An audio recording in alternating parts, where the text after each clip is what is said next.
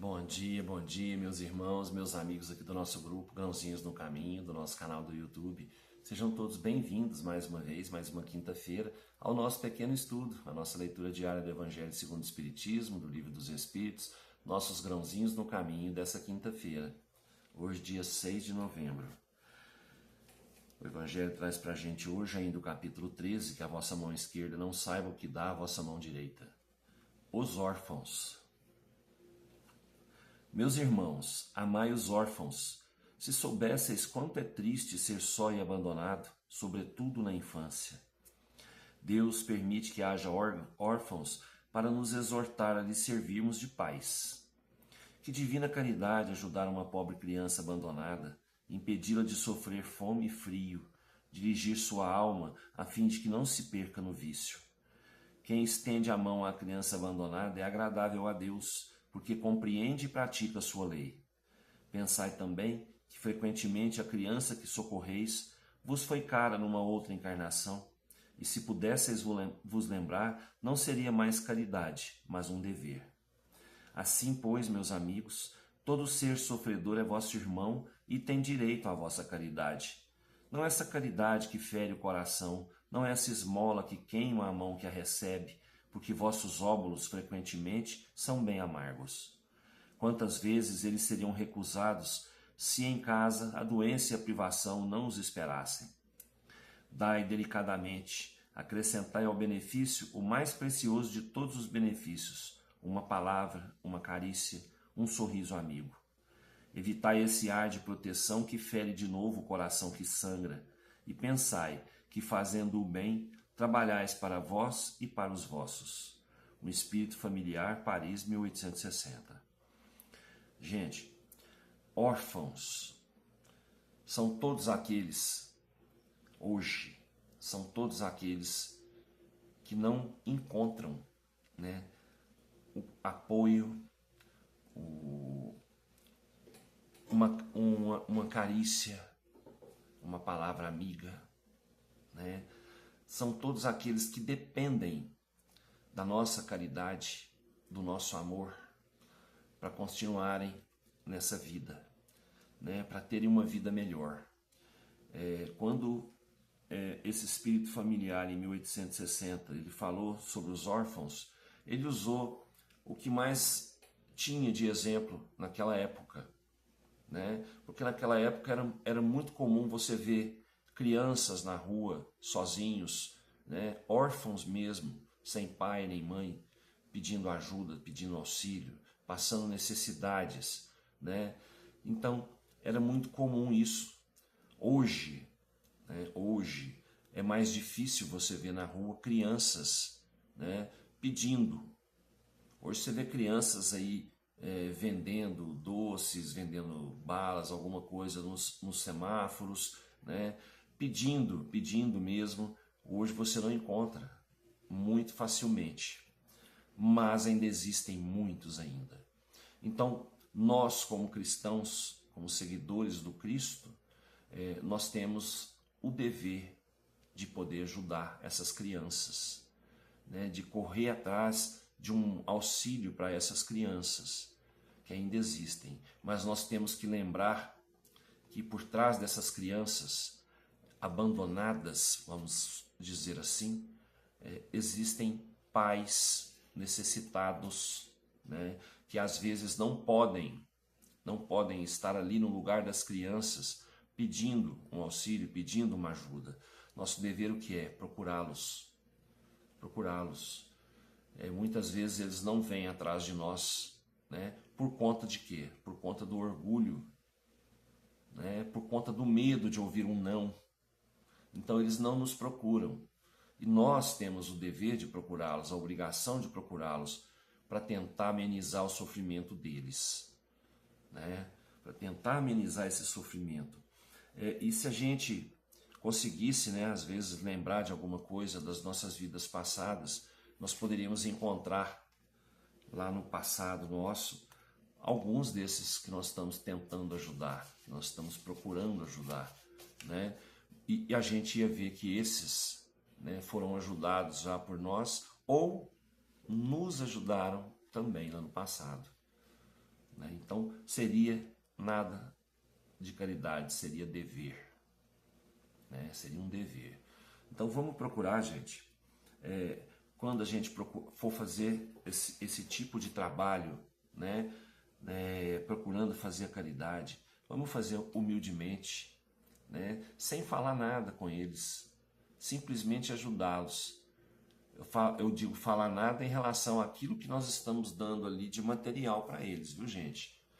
Porque nós temos também que ajudá-los de outras maneiras, ajudá-los fazendo eles verem, né, que isso é um momento passageiro da vida, né, que isso um dia vai terminar, né, levando a eles uma palavra de conforto e uma palavra de força, levando amor para eles, que eles precisam desse amor. Eles precisam sentir que não estão sozinhos, que não são órfãos, né? E nos transformar assim em pais dessas pessoas, né? E o que o pai faz, além de sustentar a casa com o alimento físico, com as roupas, né? Proporcionando a eles uma vida melhor. O pai faz o quê? O pai educa, o pai ensina.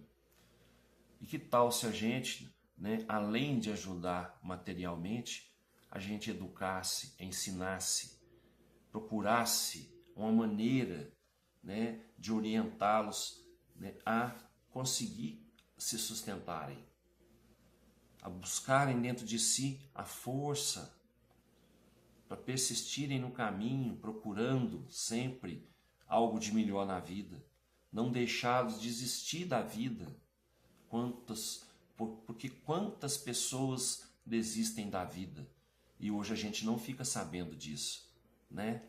A gente só sabe depois.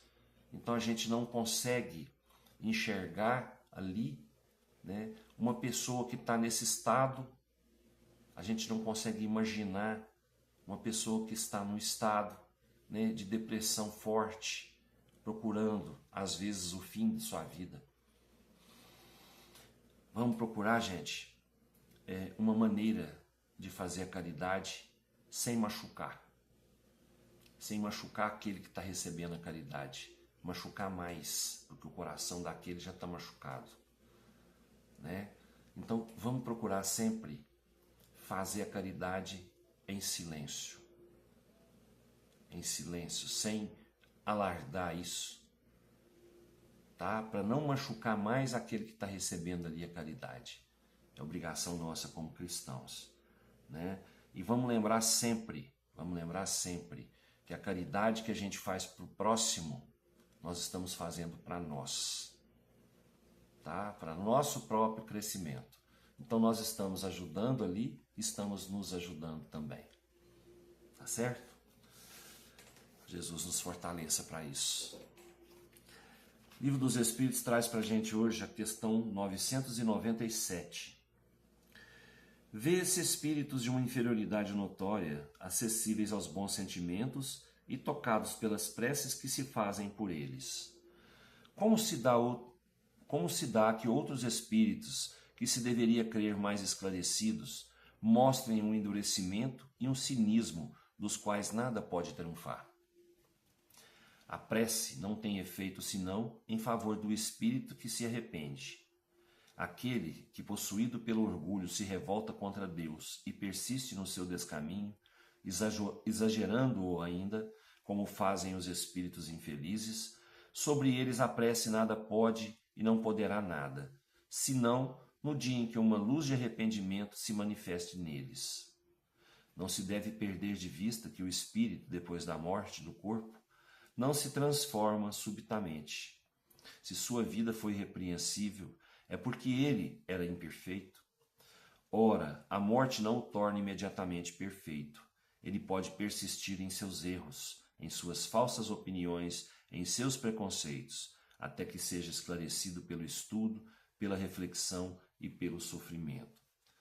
Bom, gente, eu penso assim, toda prece que a gente faz em favor de um espírito pode ir ali devagarzinho, né?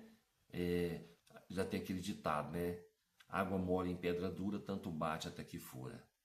Se a gente vai ali com o nosso coração aberto, fazendo uma prece com amor nesse coração, essa prece dirigida a um espírito que a gente sabe, né, que foi imperfeito aqui na terra, né, que foi um espírito endurecido aqui na terra. E esse espírito, quando ele muda de plano, quando ele volta para o plano espiritual, ele vai voltar endurecido. Ele vai voltar endurecido e vai voltar vendo tudo o que fez, e se ele não se arrepender, ele vai sofrer mais, sofrer mais, sofrer mais. A prece ali, ela não vai ter um efeito imediato naquele espírito, mas se a gente frequentemente fizer essa prece com amor, dedicando essa prece com amor a esse espírito, um dia esse espírito vai abrir os olhos e vai se arrepender.